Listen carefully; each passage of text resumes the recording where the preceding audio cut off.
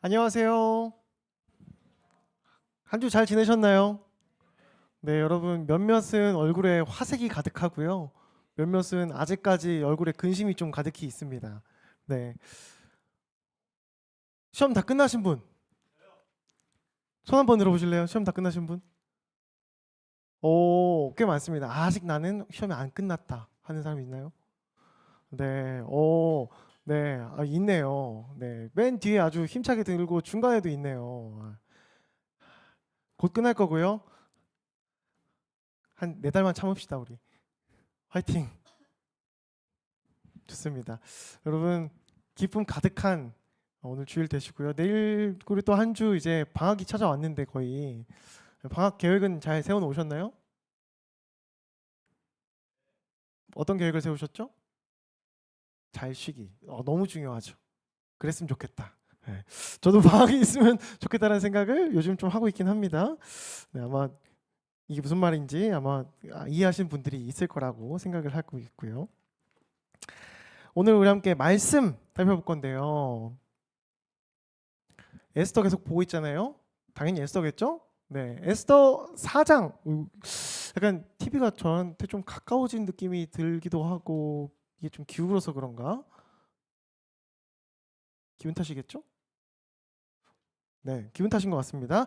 여러분 오늘 말씀 함께 살펴보도록 하겠습니다. 오늘 살펴볼 말씀은 에스더 4장 13절에서 17절까지의 말씀입니다.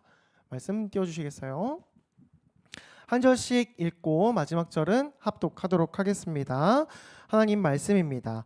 모르드게가 그를 시켜 에스더에게 회답하되 너는 왕궁에 있으니 모든 유다인 중에 홀로 목숨을 건지리라 생각하지 말라.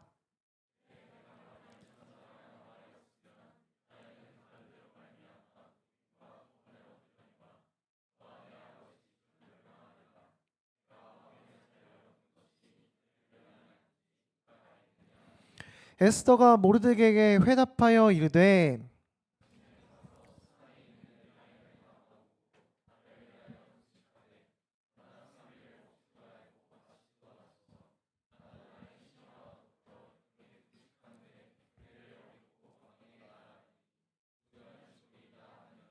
함께 읽겠습니다. 모르드게가 가서 에스더가 명령한 대로 다 행하니라. 아멘. 우리가 지난주에 살펴봤던 에스더 말씀을 통해서 에스더의 배경이 어떻게 되는지 그리고 에스더가 어떻게 왕후가 되게 되었는지에 대해서 살펴보았습니다. 그러면서 그 에스더가 보낸 그 준비 시간들이 헛된 시간이 아니라 하나님께서 준비하기 위해 사용하시기 위해 준비된 시간이라는 이야기들을 나눴었습니다. 오늘은 그 첫째 주에 우리가 함께 나눴었던 모르드게가 하만에게 절을 하지 않았던 사건 이후에 벌어진 일들에 대한 그 결과를 살펴보는 주간인데요. 평온한 일상을 이야기하고 있지는 않습니다. 금방 우리가 말씀을 읽었지만 굉장히 급박한 상황에 놓여져 있는 에스더, 모르드게, 유다인들을 보게 됩니다. 이제 유다 공동체가 민족 전체가 한 번에 사라질 수도 있는 역사적인 대위기가 찾아오게 된 거죠. 제국의 2인자였던 하만이 권력과 명예에 눈이 멀어서 제국 내에 있는 모든 유다인들을 특정 날짜에 완전히 학살하려고 왕을 이렇게 꼬드겨 가지고 조서를 받아낸 상태였습니다. 이 조서는 단순하게 그 왕이랑 하만이 있었던 그 궁에만 효력이 있는 것이 아니라 인도부터 구스까지 127개 지방을 다스리던 바사 제국, 페르시아 제국 전체에 효력이 있는 내용이었어요. 그렇게 넓고 많은 지역에 있는 흩어져 있는 유다 사람들이 한 번에 죽게 될 위기에 놓여진 겁니다. 당시 페르시아 그 바사 제국의 왕의 그 법은 도장이 찍혀서 한 번 선포가 되면 왕 자신도 임의로 그 법을 바꿀 수가 없는 절대적인 권위를 지니고 있었거든요. 유다인들에게 문자 그대로 출구가 없는 정말 최악의 상황이 다가오게 된 겁니다. 이 소식이 전해지니까 사람들이 함께 모여서 베옷을 입고 누워서 통곡하기 시작했어요. 베옷, 상복이죠. 모르드게 역시 굵은 베옷을 입고 그 궁궐 앞에 나가서 통곡하면서 이 민족의 비극을 외쳤습니다. 그런데 그때에 하나님께서 준비해 놓으신 한 사람, 에스더라는 사람이 왕궁 깊숙한 곳에 있으면서 안전하기도 했죠, 한편으로는. 근데 이 현실을 바라보게 하셨고, 그 에스더가 모르드게가 베옷을 입고 서 있다는 것을 알게 되면서 소식을 듣게 됩니다. 에스더는 하인을 보내게 됐고 소식을 다 들은 후에 이제 모르드게가 이렇게 이야기를 하는 거죠. 네가 그 자리에 앉게 된 게 지금을 위한 건지 어떻게 알 수 있겠느냐. 너 혼자 목숨을 건질 수 있을 거라고 생각하지 마라 라고 이야기를 하는 거죠. 당장 왕에게 나아가서 우리 민족을 구하라는 엄중한 사명을 부여하는 겁니다.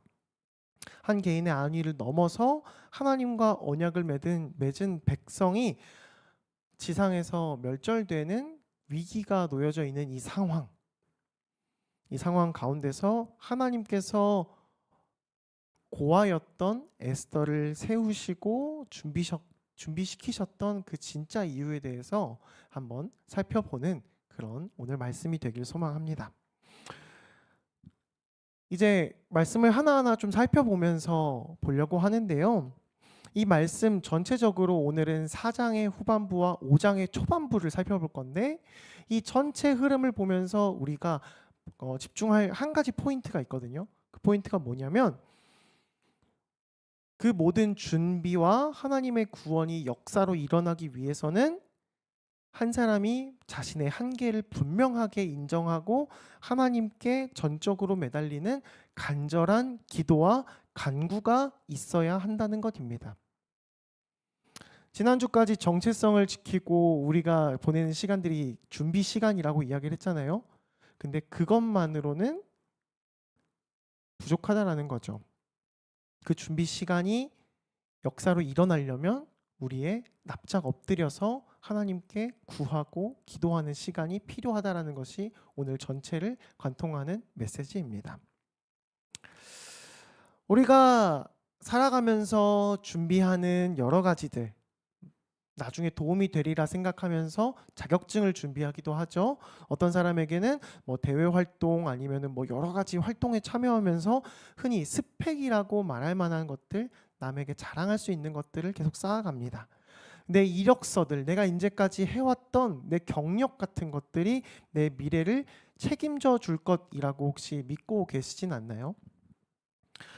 에스더의 상황도 어찌 보면 비슷합니다. 자신이 제국의 왕후라는 최고의 신분, 최고의 위치를 놓여져 있었죠. 인간적인 관점으로 보면은 문제가 단 한 개도 보이지 않을 거예요.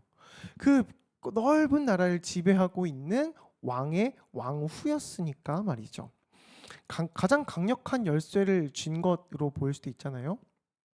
근데 하나님의 일하심이 그 사람을 통해서 나타나게 됩니다. 그 사람이 높은 지위에 있어서 하나님이 사용하신 게 아닙니다.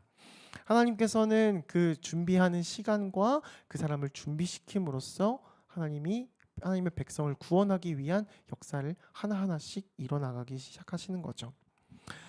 내 힘으로 넘을 수 없는 벽들을 우리는 마주하게 됩니다. 그런 벽을 마주했을 때 우리는 우리 힘으로 할 수 없음을 인정하고 하나님 앞에 온전하게 엎드리는 그 기도의 시간을 통해서 그 하나님의 역사가 그냥 하나님이 일하시는구나, 성경에 적혀있는 이야기구나, 남들한텐 이런 일이 일어났었구나가 아니라 내 삶의 열매로서 눈에 보이기 시작하는 일들이 일어나게 되는 것입니다. 그 과정에서 에스더가 어떤 부르심에 결단을 하고 어떤 마음가짐으로 나아갔는지를 오늘 살펴보겠습니다. 아까 이야기를 했었죠. 모르드게를 통해서 지금 유다 민족에게 처해진 그 민족적인 위기에 대해서 에스더가 알게 되었습니다.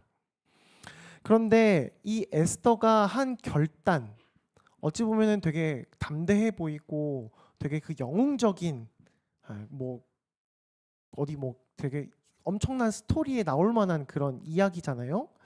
근데 에스더의 첫 반응, 첫 그 마음은 아마 그런 내가 민족들을 다 구해내겠다라는 그런 영웅적인 생각은 아니었을 겁니다.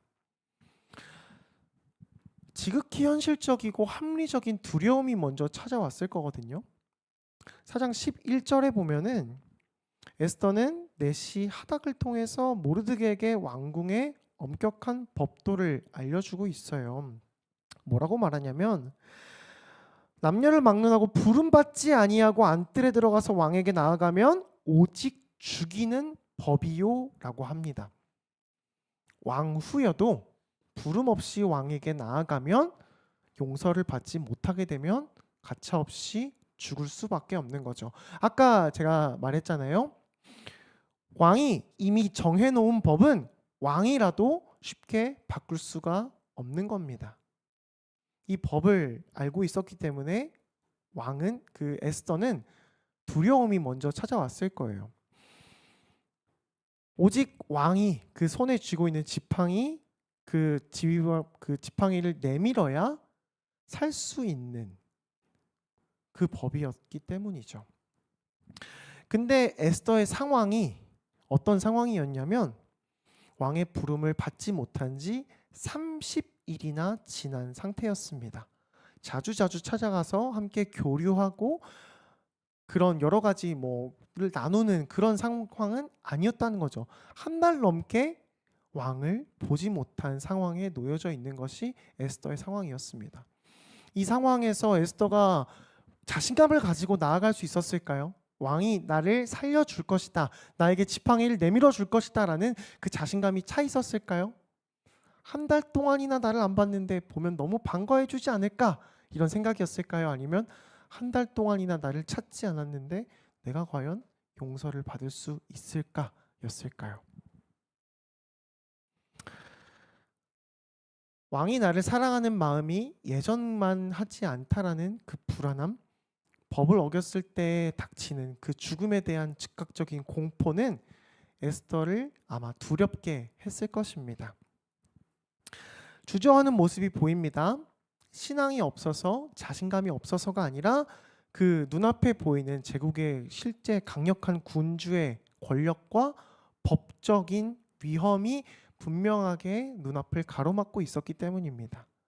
자신이 어떻게 할 수가 없어요. 내가 뭐 노력을 해서 내가 뭔가를 더 막 나를 이쁘게 꾸미고 뭔가를 잘해서 왕이 나를 용서해 줄 거라는 보장이 아무것도 없잖아요.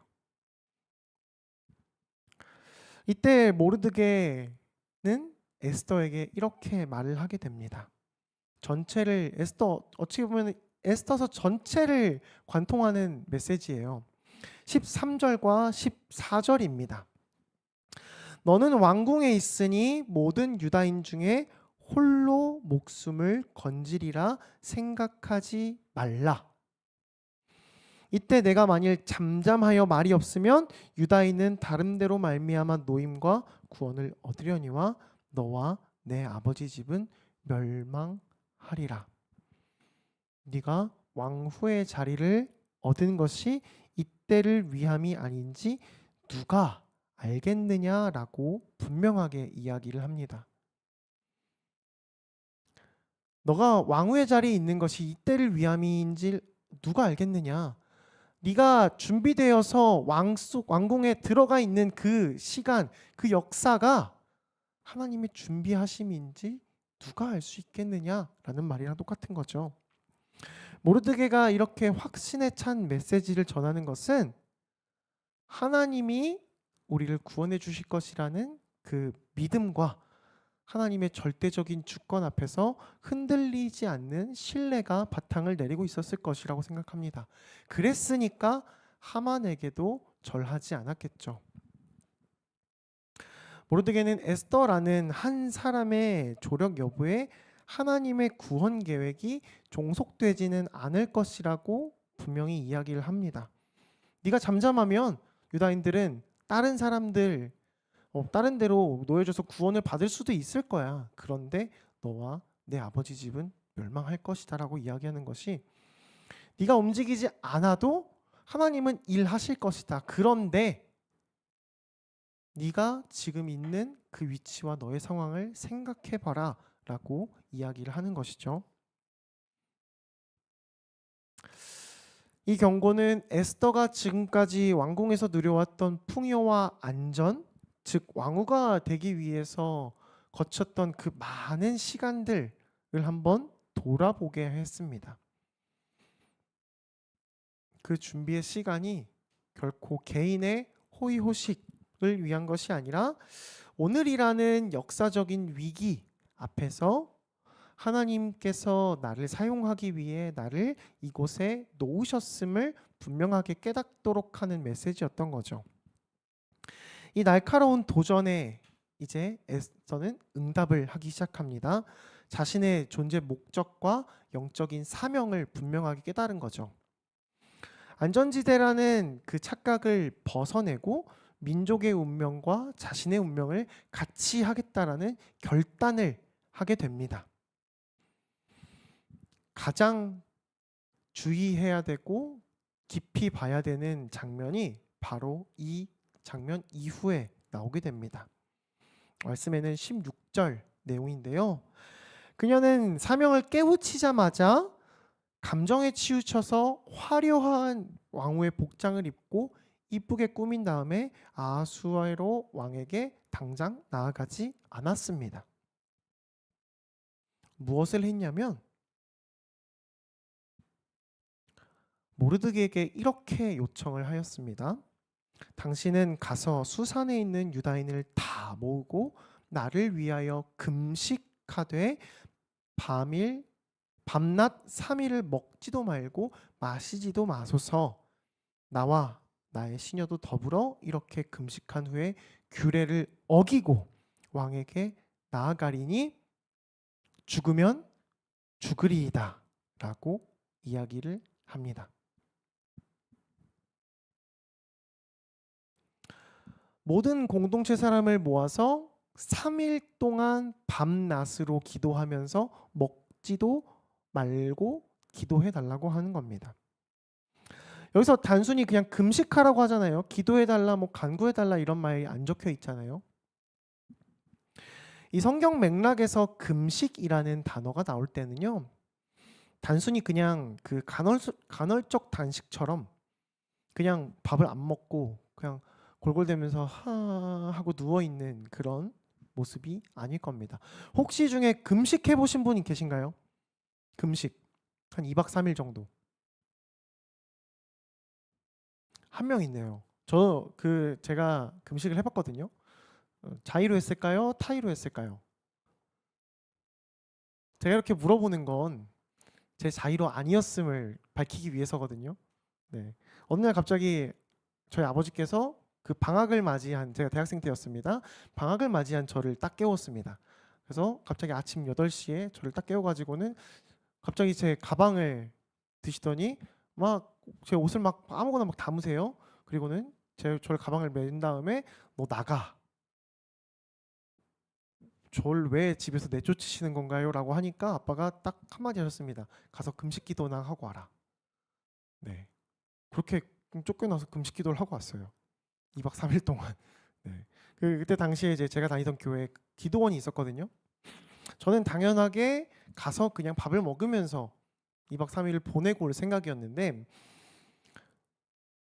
미리 예약을 안 해놓고 미리 밥을 먹겠다는 이야기를 안 하면 밥을 안 준다는 거예요. 갔죠? 그 제천에 있었거든요. 서울에서 제천까지 내려가가지고는 갔는데 밥을 안 준대요. 밥을 먹을 수 있는 것도 없어요. 일단 그래도 기도하러 왔으니까 기도를 했습니다. 근데 밥을 안 먹으니까 너무 졸리고 피곤해요.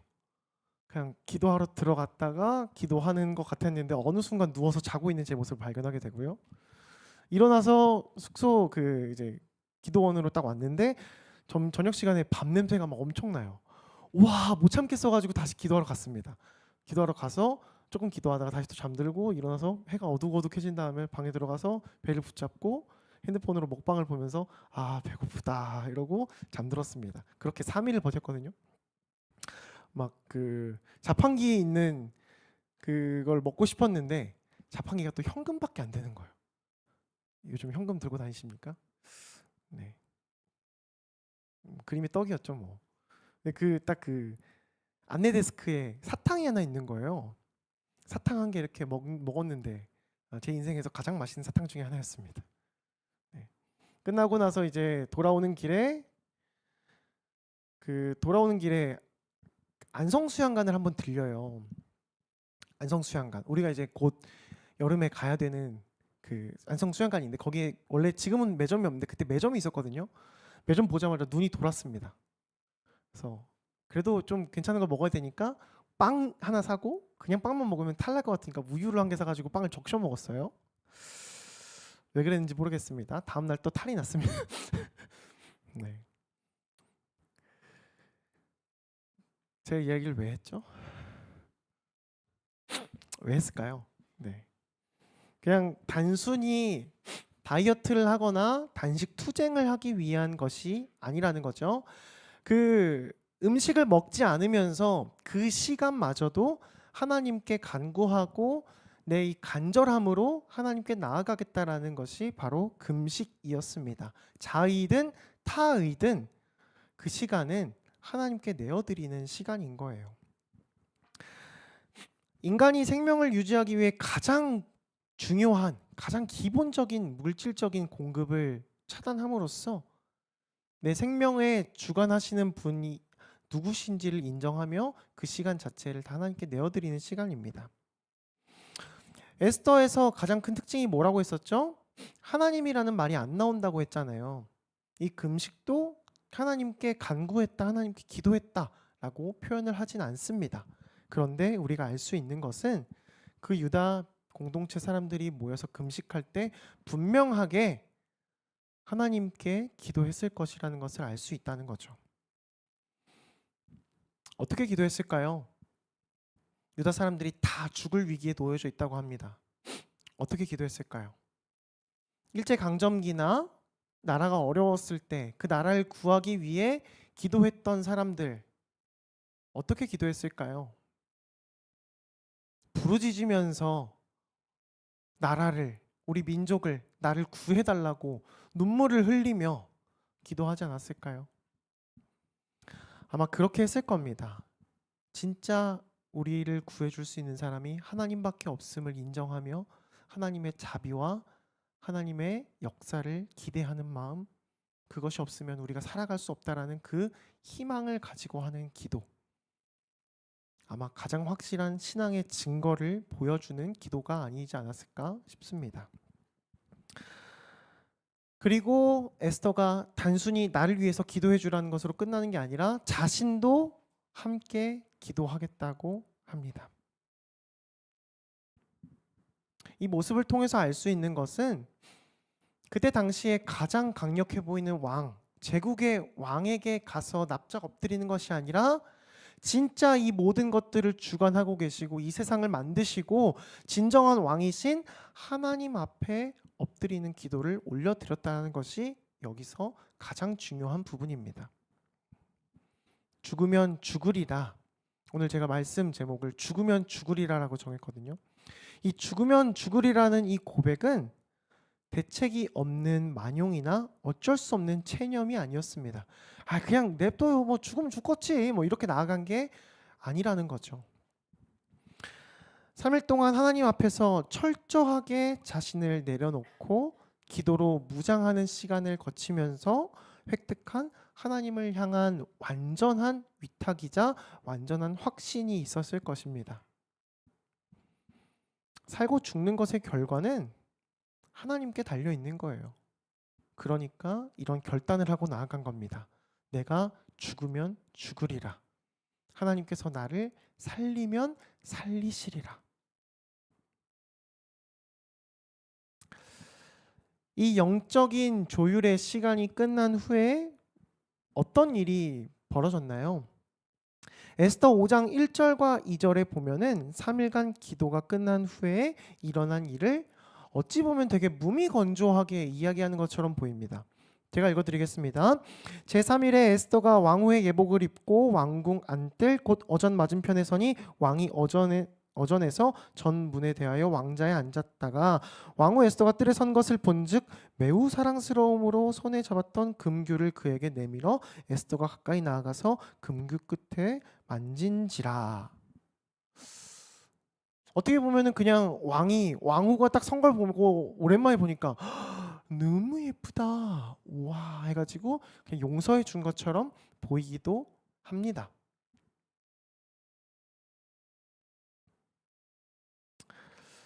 이 장면, 그 철월 같은 법에서 군주의 잔인한 심정을 볼 때 127개를 다스리고 민족을 말살하는 그 조서를 내릴 만큼의 그 잔인한 성적을 볼 때 결코 상식적으로 일어날 수가 없는 거죠. 이전에 본인이 마음에 안 들었던 왕후를 폐위시킨 전적이 있는 사람입니다. 규례를 어기고 무단 침입한 자를 향한 분노, 자신이 내린 그 법에 대한 그 규례를 어기려고 하는 그 사람에 대한 분노가 차오를 수도 있고 본보기를 보여줘야겠다라는 생각이 차오를 수도 있는 그 상황 가운데 왕의 마음 가운데 하나님께서는 역사하셨습니다. 어떻게 역사하셨냐면 말로 형언할 수 없는 사랑스러운 감정이 폭발하듯이 임했다라는 겁니다. 에스더가 죽음의 문턱을 넘어서 왕께 나아갔을 때 이제 그 민족에 대해서 구해달라고 요청할 수 있는 기회를 얻게 된 거죠. 이 극적인 반전은 결코 그날 에스더가 그날따라 유독 아름다웠거나 화장이 잘 먹어서 그랬다는 게 아니라는 거죠. 보이지 않는 하나님의 도우심을 구했던 공동체의 눈물의 기도, 그 왕후와 시녀의 눈물의 기도, 죽으면 죽으리라는 그 결단을 가지고 나아갔을 때 하나님께서 그 왕을 움직여 주신 그 마음 가운데 역사하신 분명한 기도의 응답이었다는 것을 알 수 있습니다. 일상의 철저한 준비 그리고 사명에 대한 확고한 정체성, 무엇보다 하나님 앞에서 전적으로 엎드리는 것, 이것이 쌓이게 될 때 인간의 힘으로는 어떻게 할 수 없는 그 제국의 문이 열리고 마음이 열리고 하나님의 구원 역사가 힘차게 시작되는 일이 일어나게 된 것입니다. 오늘 선포되는 이 기도와 결단은 자본주의를 살아가고 있는 이 세상의 흐름 가운데 살아가고 있는 우리에게 한 가지 질문을 던지게 합니다.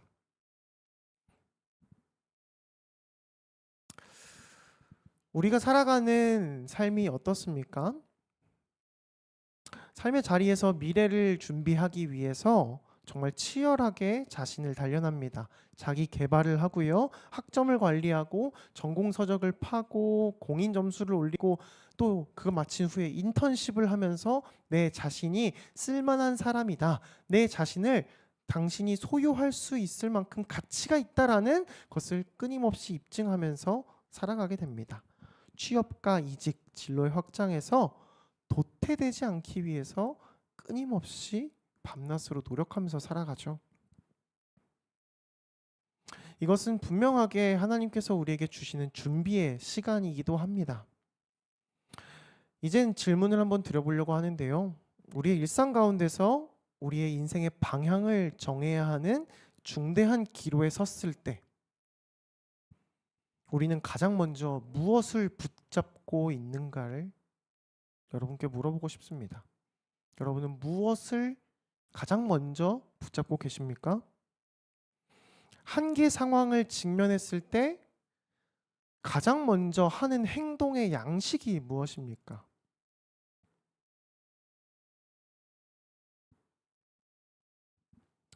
안타깝게도 저도 그렇고요. 많은 분들이 비슷할 것이라고 생각합니다. 기도의 자리로 먼저 나아가서 하나님께 납작 엎드리기보다는 그동안 내가 열심히 축적해왔던 인간적인 자원들, 내 경험, 돈, 내 인맥 여러 가지를 총동원하려고 노력하겠죠. 지식과 처세술을 바탕으로 합리적이고 안전한 대안이 무엇일지 찾아가지고 사방으로 아주 분주하게 움직입니다. 에스더서에 대입을 하면 만약에 에스더가 이랬다면 어땠을까요? 민족이 죽어간다는 소식을 듣자마자 자신이 가진 왕후라는 타이틀을 믿고 아하수에로 왕의 방에 대책 없이 그냥 뛰어 들어간 것과 똑같은 상황인 것입니다. 우리가 살아가는 현대사회는 위기나 문제 앞에서 당장 내가 해야 하는 것들을 멈추고 기도하고 하나님을 바라보게 하는 것을 극도로 비효율적이고 미련하다라고 이야기하기도 합니다. 고린도전서 1장 18절에 보면 이렇게 적혀 있거든요. 십자가의 도가 멸망하는 자들에게는 미련한 것이요. 멸망하는 자들에게는 쓸모가 없다라는 말로도 볼 수 있겠지만 그들은 십자가의 도를 미련하게 여긴다라는 것도 알 수 있습니다. 왜? 알지 못하기 때문에. 효율이 없다고 생각하기 때문에. 신앙생활조차도 효율을 생각하면서 내가 어떻게 하면 무엇을 해야만 더 내가 많은 것들을 얻을 수 있을까라고 생각을 하기 때문이죠. 당장 학원 1시간을 더 다니고 이력서 한 줄을 더 고치고 사람들을 만나서 해결책을 생각해도 부족한 시간에 너 왜 아무것도 안 하고 그냥 잠잠하게 앉아가지고 기도나 하고 있어? 라고 하는 그 대답, 그 질문. 세상의 합리성과 효율성으로 바라볼 때 3일 동안 먹지도 않고 마시지도 않으면서 모든 활동을 중단하고 기도하는 그 모습은 무능하고 대책 없는 종교적 도피처럼 보일 겁니다.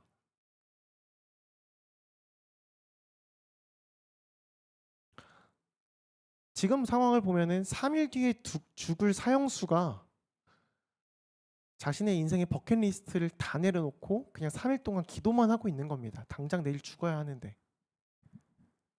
이해가 되십니까? 근데 여러분, 영적인 진실을 한번 살펴보아야 합니다. 이 에스더서에서 말하고 있는 영적인 진실은 아까 그 고린도전서 1장 18절 뒷부분에 뭐라고 되어 있냐면 구원을 받는 우리에게는 하나님의 능력이다라고 합니다. 십자가의 도가 구원을 받는 우리에게는 하나님의 능력이라는 거예요. 세상 사람들에게는 미련해 보이고 합리적이지 않아 보이고 그거 왜 그렇게 하고 있어? 라고 생각할 것들이 하나님의 능력이 된다는 겁니다. 그 능력이 우리에게, 우리의 삶에 적용이 된다는 거죠. 에스더와 유다 공동체가 보낸 그 3일의 시간은 결코 행동을 지연시키는 무의미한 시간이 아니었다는 겁니다. 치열한 영적 전투의 시간이죠. 나를 죽이고 하나님만을 바라보게 하는.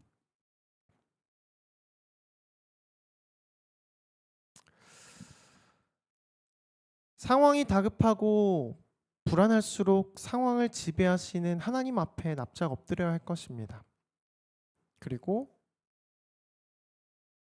그러므로 말미암아 내 힘을 빼고 하나님의 도우심을 구하는 우리의 일상이 되어야 할 것이에요.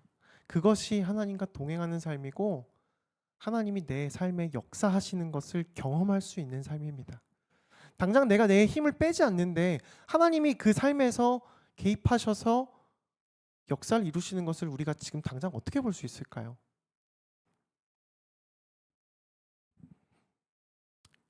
그 하나님과 동행하는 일상을 회복하시길 바랍니다. 에스더처럼 죽으면 죽으리라 라는 그 마음을 가지고 일상을 대하시길 바랍니다. 그렇게 살아가기로 여러분 다짐하십니까? 아멘으로 함께 화답하시기 바랍니다. 그렇게 다짐하십니까? 아멘. 이제 말씀을 맺고자 합니다, 여러분. 아까도 이야기했지만 이 전체를 관통하는 한 가지 포인트가 있다 그랬죠. 그 준비 시간과 우리가 확실하게 확립된 정체성이 역사로 일어나기 위해서는 하나님께 납작 엎드리는 시간이 필요하다라는 것. 그 하나님께 기도로 간구하는 시간이 필요하다라는 것. 지금 불 가운데 걸어가고 있다고 생각하시는 분이 계십니까? 내가 너무 요즘 무기력하고 힘들고 내가 지금 뭘 하는지도 모르겠고 내 나중에 미래에 뭘 하게 될지도 모르겠고 내 지금 눈앞에 있는 상황들이 나를 너무 가리어서 내가 지금 뭘 하는지도 모르겠다라는 그런 분들도 있을 거라 생각합니다. 그렇다면 잠시 멈춰서 내 힘을 빼고 하나님께 납작 엎드리는 시간을 한번 가져보시는 건 어떨까요? 나를 무너뜨릴 것 같은 세상의 거대한 힘과 문제들 앞에서 직면하기 전에 온 우주의 통치자이시며 나를 만드시고 나를 너무 사랑하셔서 그 아들을 보내주신 하나님 앞에 나아가는 것이 가장 빠른 해결 방법이고 가장 좋은 지름길인 줄 믿습니다. 기도는 우리의 유한하고 작은 준비를 하나님과 연결하는 통로가 될 것입니다, 여러분. 이번 한 주간 각자의 삶의 현장에서 살아가실 때, 아직 끝나지 않은 시험을 바라볼 때, 계속되는 직장 생활을 바라볼 때, 이제 조금 안도의 한숨을 쉬고 있는 내 삶을 바라볼 때 하나님의 영적인 도우심을 구하는 시간을 꼭 가지시길 소망합니다. 난 너무 바빠가지고 내 여유가 없어가지고 하나님께 기도할 시간이 없어요. 여러분, 기도는 바쁘니까 하는 겁니다. 여유가 없으니까 하는 겁니다. 너무 바쁘니까 힘 달라고 기도하는 거고요. 너무 힘들고 지쳐서 마음에 여유가 없으니까 나에게 여유 달라고 기도하는 겁니다. 그 기도로 삶을 무장하고 하나님의 역사하심, 하나님의 능력이 나에게 주어지는 것을, 그 십자가의 도가 내 삶에 체화되는 것을 느끼는 그런 한 주를 보내는 우리 사랑하는 청년부 한 명 한 명이 되시길 소망합니다. 그리하여서 에스더처럼 하나님께서 마음껏 사용하시는 그런 사람으로 한 명 한 명 빚어나가시길 간절히 소망합니다. 아멘.